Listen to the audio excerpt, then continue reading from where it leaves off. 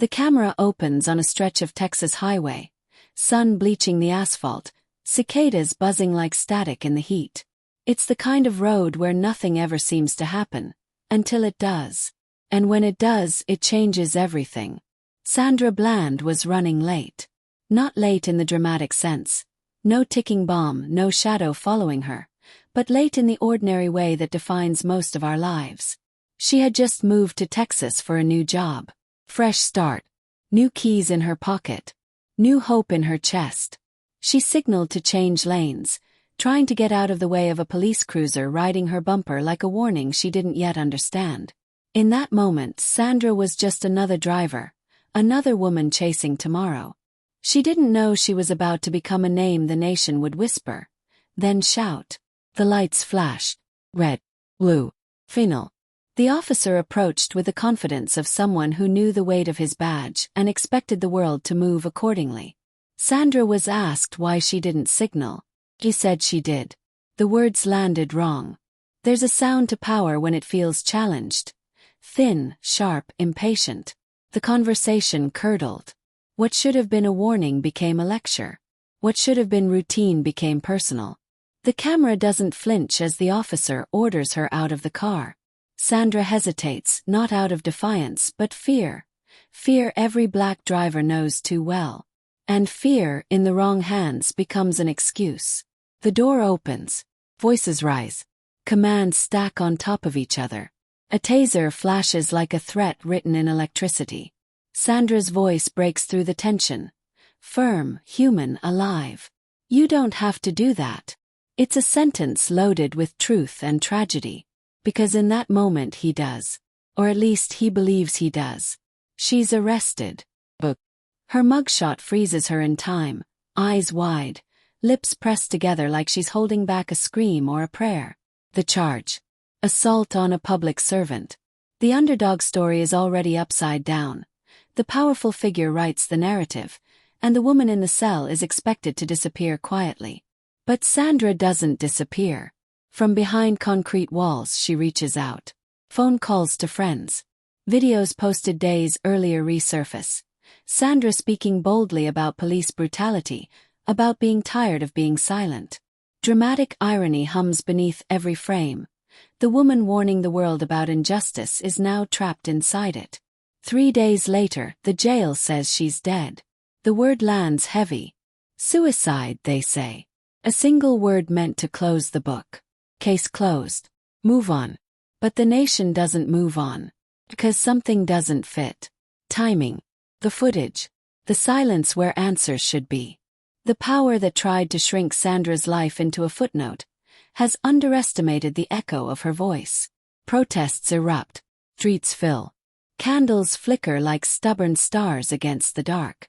People chant her name, not because they knew her personally, but because they recognized themselves in her fear, her anger, her refusal to bow. The traffic stop video is released, and the power shifts. Slowly, uneasily. The officer's calm authority fractures under public scrutiny. The same lens that once magnified his control now exposes his choices. This is where true crime turns inward, where the question isn't just what happened, but why it keeps happening. Sandra Bland becomes a mirror. The system studies its reflection and doesn't like what it sees. Lawsuits follow. Investigations begin. The officer is fired. A settlement is reached. Money changes hands, but it doesn't change the past. Justice, when filtered through paperwork and press releases, always feels incomplete. Yet something has shifted. The underdog, underestimated in life, has forced accountability in death. Sandra's story cracks the armor of authority. It reminds the powerful that cameras remember, that voices carry, that silence is no longer guaranteed. The lesson is brutal and clear. Power without empathy is a loaded weapon, and everyday people pay the price. As the screen fades, the narrator's voice softens but doesn't soothe. Because justice served is not justice finished. The jail footage still raises questions. The unanswered hours still whisper. The system still resists full transparency. Sandra Bland's name lingers, not as a conclusion, but a warning. And just when you think this story is over, When you think the outrage has settled and the lesson has been learned, the screen cuts to black. Because part 2 isn't about what happened on that road. It's about what happened after. And who was watching when the cameras were turned off. The screen fades back in, not to a road this time, but to a hallway. Narrow, fluorescent lit, silent except for the hum of cameras bolted high into the corners like unblinking eyes. This is the part the reports summarize in bullet points. This is the part officials hoped would never become a story. Sandra Bland is no longer a driver on a Texas highway. She is now inmate number 2015 to 13846, reduced to a wristband and a cell assignment. The system calls it procedure. History will call it a test. Inside the Waller County Jail, time stretches strangely. Minutes drag. Hours blur. Sandra is alone but not silent. She tells friends on the phone that she's not okay. Her voice wavers, then steadies. She talks about depression, about past struggles, but also about plans, about getting out, about starting her new job, about life continuing. Dramatic irony tightens its grip, because the official story will later claim she had none of that left. Guards pass her cell. Cameras record angles but not intentions. Doors open. Doors close. Somewhere between protocol and neglect, humanity slips through the cracks. The jail says they followed the rules. The cameras say they followed movements. But no one can show the moment when help became impossible. When Sandra Bland was found unresponsive, the word suicide arrives faster than the ambulance. Faster than questions. Faster than doubt. The system exhales, relieved to have an explanation that requires no one to look too closely. But outside those walls, people are looking very closely. Journalists request footage. Lawyers demand records. Activists refuse to let Sandra's name be buried under legal language. Every missing minute becomes suspicious. Every malfunctioning camera becomes a symbol. The same power that once controlled the narrative now scrambles to contain it. This is the power shift they never planned for. Autopsy reports conflict. Independent experts disagree.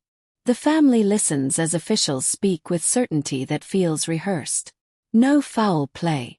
No criminal wrongdoing. Phrases designed to sound final. But truth rarely arrives neatly packaged.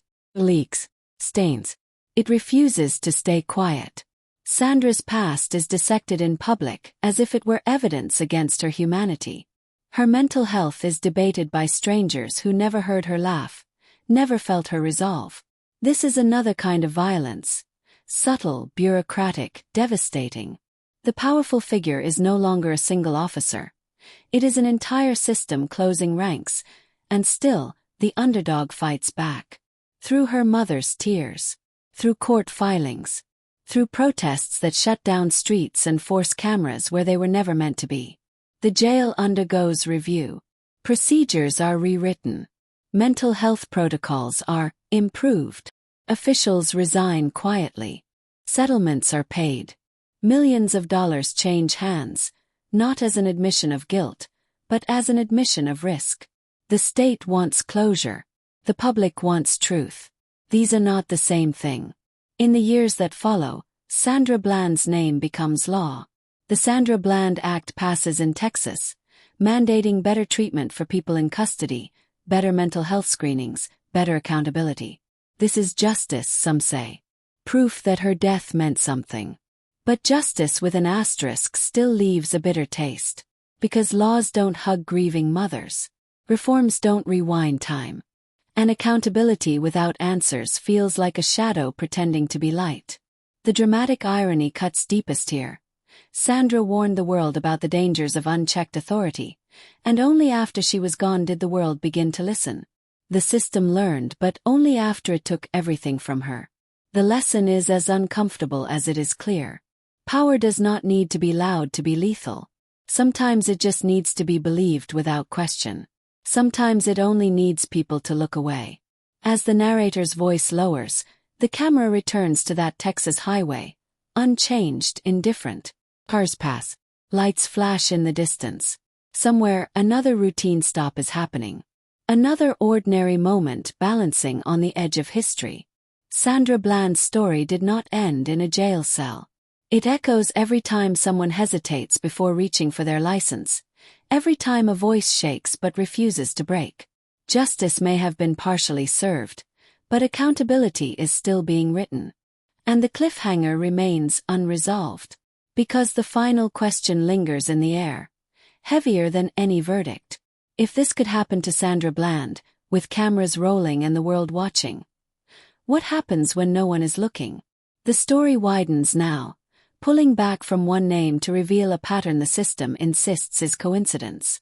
Part 3 begins not with Sandra, but with silence, the kind that follows outrage once headlines fade and cameras drift elsewhere. Years have passed, but the questions have not aged. They have hardened. They live in court transcripts, in policy manuals rewritten too late, in families who learned the language of grief because the state taught it to them. Sandra Bland is no longer just a woman who died in custody. She is a benchmark, a reference point, a line investigators cite when they promise, "This time will be different." But different is a fragile word. Across the country, traffic stops still escalate. Jail cells still close. Paperwork still arrives faster than accountability. And every time it happens, Sandra's shadow stretches a little further. Former officials give interviews now, their voices careful, their words rehearsed. They speak of mistakes, not failures. Of reforms, not responsibility. The system has learned how to survive criticism without truly changing its spine. Dramatic irony deepens. The same machinery that once dismissed public outrage now uses Sandra's name as proof of progress, even as new names are quietly added to the list. Yet resistance persists. Activists track data. Journalists refuse to let patterns hide behind statistics. Families connect across state lines, bound by a shared understanding that justice delayed is often justice denied. This is the real power shift. Not one moment, not one verdict, but a slow erosion of blind trust. Authority is questioned now in ways it wasn't before. Body cameras are demanded. Jail footage is scrutinized frame by frame. The underdog no longer stands alone. They stand in a crowd that knows how to document, how to remember, how to refuse erasure. Sandra Bland's legacy becomes uncomfortable for those in power, because it won't stay symbolic. Keeps asking for proof. It keeps demanding transparency where secrecy once thrived. The lesson sharpens. Justice is not an event, it's a pressure. Relentless. Unforgiving. As the narration lowers, we return once more to that ordinary act. Reaching for a driver's license, answering a question, trusting that the badge in front of you values your life. Sandra's story reminds us how quickly ordinary becomes irreversible. And just when the audience thinks the arc is complete, reforms passed, lessons learned, names remembered, the screen darkens again. A final line appears, stark and unresolved. Another case file opens. Another routine stop is logged. Another family waits for answers. Because the story of Sandra Bland was never just about one woman in 2015. It was a warning. And the warning is still unfolding. Time does not heal injustice. It only tests whether we are willing to remember. Years after Sandra Bland's name became law, after speeches were given and policies were updated, the machinery of authority kept turning. Quietly, confidently, assuming fatigue would do what force no longer could. Public outrage faded into anniversaries. Candles were replaced by hashtags. And in that lull, the system relaxed. This is where the danger lives. New officers were trained under revised rules, told the story of Sandra Bland as a cautionary tale, a checkbox in a curriculum. But stories taught without accountability become folklore, not protection. Traffic stops continued. Jails filled. Reports were written with the same careful language, still designed to minimize blame. Dramatic irony sharpens again. The system points to reform as proof of growth, while victims point to repetition as proof of failure. Somewhere in Texas, a mother drives past a police cruiser and grips the steering wheel tighter than she should have to. Somewhere else, a jail camera glitches at the worst possible moment. These are not coincidences. They are patterns wearing disguises. Sandra's legacy now exists in tension, between what was promised and what is practiced. Activists grow older. Some burn out. Some are replaced by younger voices who learned her name before they learned the rules of the road. The underdog is no longer one woman. It is a generation that refuses to inherit silence. They ask harder questions. They record longer. They understand that justice served once does not prevent injustice tomorrow. And here lies the final lesson of Part 4. Power adapts. It always has. When challenged, it learns new language, adopts softer tones, hides behind procedure instead of force. The badge may look the same, but the battlefield has shifted. Accountability now depends on memory, on refusing to let stories like Sandra Bland's become history instead of warning. As the narration slows, the camera lingers on empty spaces. An empty highway shoulder, an empty jail cell, an empty chair at a family table. These absences speak louder than verdicts. Sandra Bland's story did not end with reform, or settlements, or laws bearing her name. It lives in every moment where someone must decide whether to comply, question, or resist. And as the screen fades once more, one final truth settles in, heavy and unresolved. Justice is not what the system declares complete. Justice is what the people refuse to let be forgotten.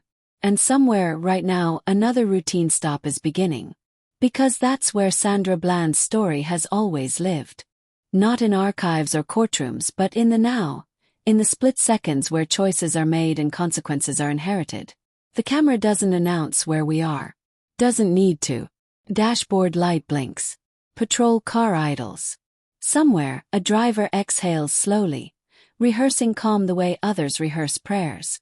This is the inheritance Sandra left behind. Awareness sharpened into instinct. The system insists it has evolved. New policies. New language. New promises. But evolution without accountability is just camouflage. Officers speak of discretion. Departments speak of training. Jails speak of wellness checks. And still, when something goes wrong, the reflex is the same. Contain the damage, control the narrative, protect the institution. Dramatic irony presses down harder than ever. The very reforms born from Sandra's death are now cited to explain why another death was unavoidable. The cycle doesn't repeat loudly. It repeats efficiently. Yet something has changed that cannot be reversed. People are watching differently now. Not passively. Not patiently. They know how to request footage. They know which gaps in the timeline matter. They know that routine is often the first lie. Sandra Bland's name surfaces again and again, not as a slogan but as a standard. Did they follow the rules? Did they respect her humanity? Did they intervene when silence became dangerous? Each new case is measured against the shadow of 2015, and that shadow does not fade. Families speak up faster. Lawyers move sooner. The underdog has learned the terrain. And power for the first time hesitates. Not enough. Not always. But sometimes. And sometimes is where change begins. The lesson of Part 5 is not comforting. It is demanding. Justice is not a destination reached once and celebrated. It is a burden passed from one generation to the next, growing heavier when ignored and lighter only when shared. Sandra Bland's life was underestimated. Her death was explained away. But her impact refuses to be reduced. As the narration draws toward its end, the camera returns to the simplest image of all, a car signaling to change lanes. An officer watching. A moment balanced between outcome and outcome. The screen darkens, but the question remains, unresolved and unavoidable. Have we learned enough to stop this story from repeating? Or are we still waiting for the next name to remind us why we should have? In the quiet moments after attention moves on, when the world decides whether memory is an act or a performance, Sandra Bland's name still surfaces, but now it does so in classrooms, in policy debates, in whispered warnings passed from parent to child. Be careful. Stay calm. Record everything. These are not lessons anyone should have to learn for survival, yet they are taught with urgency, as if the road itself has teeth.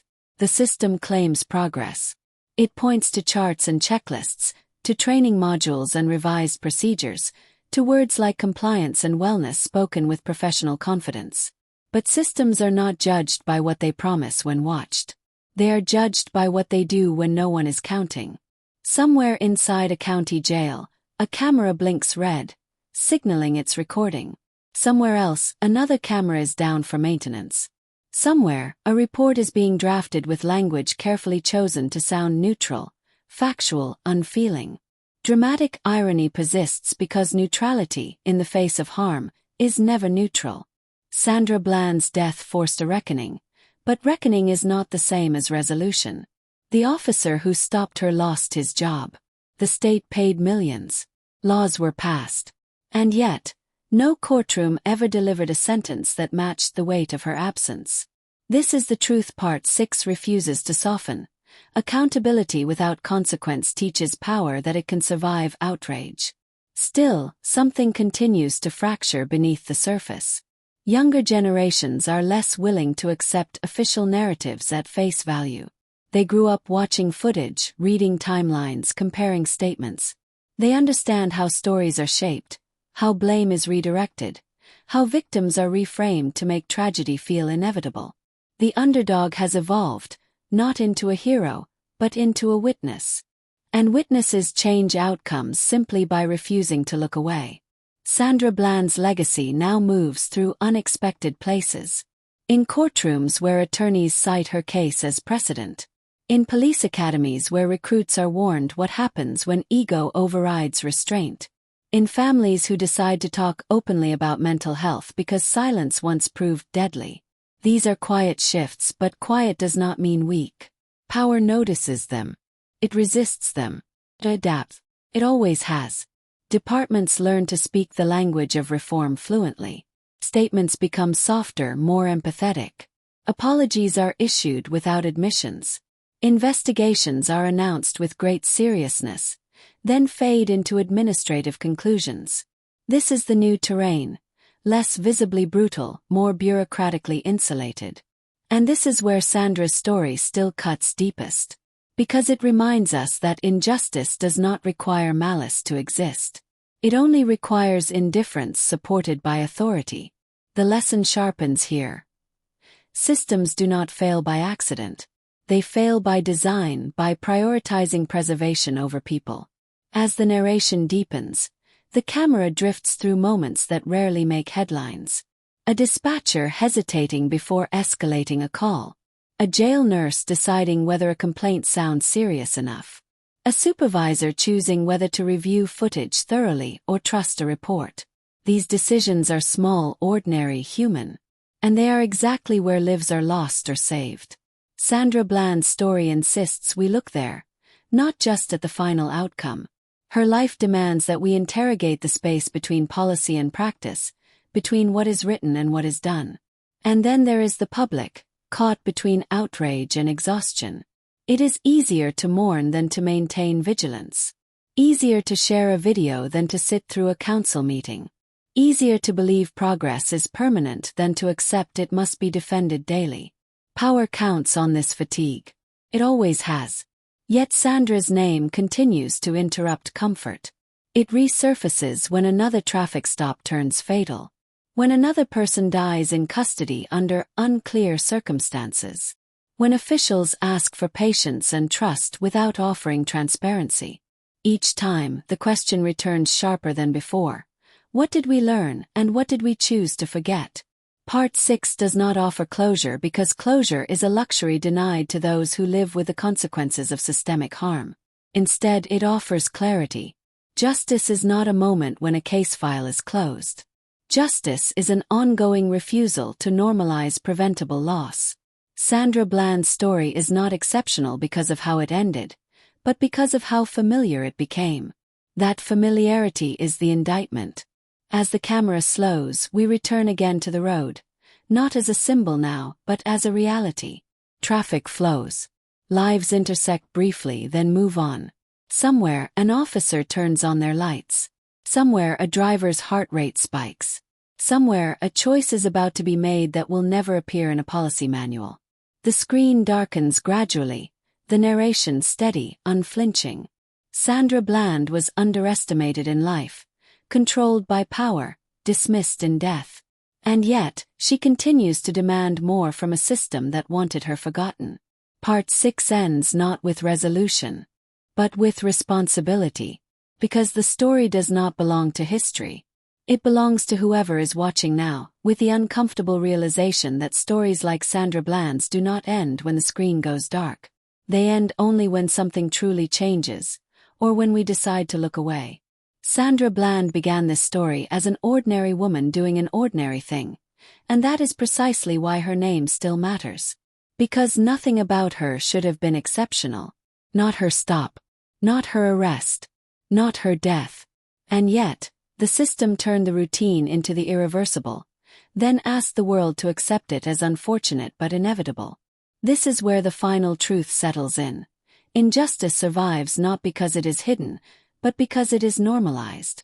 Sandra Bland's story forces us to confront how easily power reshapes reality, how quickly authority is believed, and how often the burden of proof is placed on the powerless.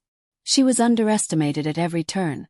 By the officer who dismissed her dignity, by the jail that minimized her distress, by a system that assumed her voice would fade once the door closed. They were wrong. Because Sandra Bland did not vanish into silence. She became a reckoning.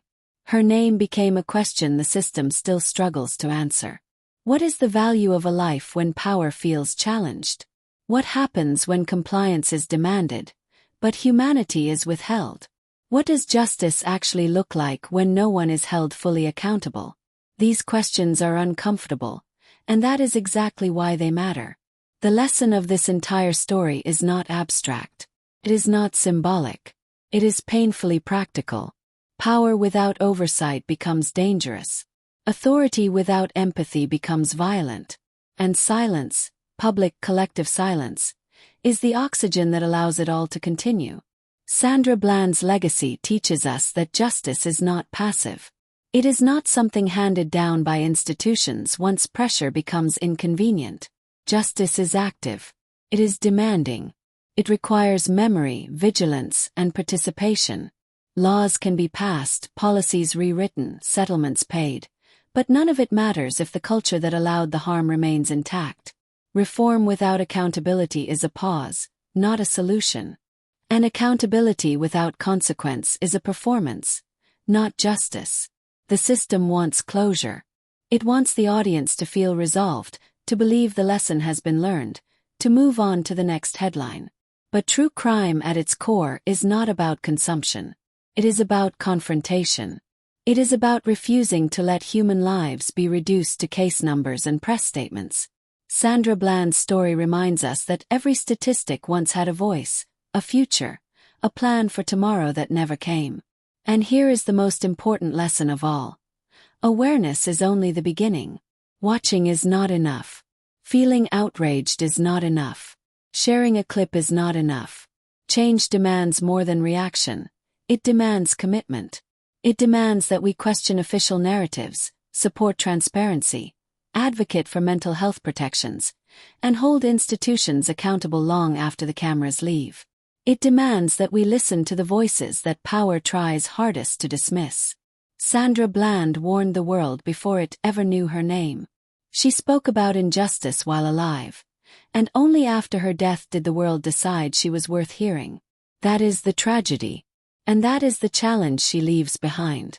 Do we wait until another name forces us to pay attention? Or do we act now, while the warning is still echoing? This channel exists for that reason. Not to exploit tragedy but to expose it. Not to sensationalize pain but to preserve truth. Stories like this are told because forgetting is dangerous. Because silence protects the wrong people. Because every view, every comment, every shared discussion pushes back against the idea that these lives were disposable. If this story moved you, unsettled you, or made you uncomfortable, that reaction matters. Means the lesson landed. And now comes the call to action. Do not let this be the end of your engagement. Subscribe to this channel so these stories continue to be told, uncovered, and remembered. Comment below, not just to react but to reflect. Share your thoughts, your questions, your anger, your resolve. Conversation is power. Visibility is power. Refusal to forget is power. Algorithms respond to engagement, but more importantly, systems respond to pressure. Each comment keeps this story alive. Each subscription ensures the next one is told. Each voice added makes it harder for injustice to hide behind procedure and time. Sandra Bland's story is not asking for sympathy. It is asking for awareness, accountability, and action. The road she traveled that day still exists. The systems that failed her still exist. The choice we face now is simple, and it belongs to all of us. Will this be just another story you watched? Or one you helped carry forward?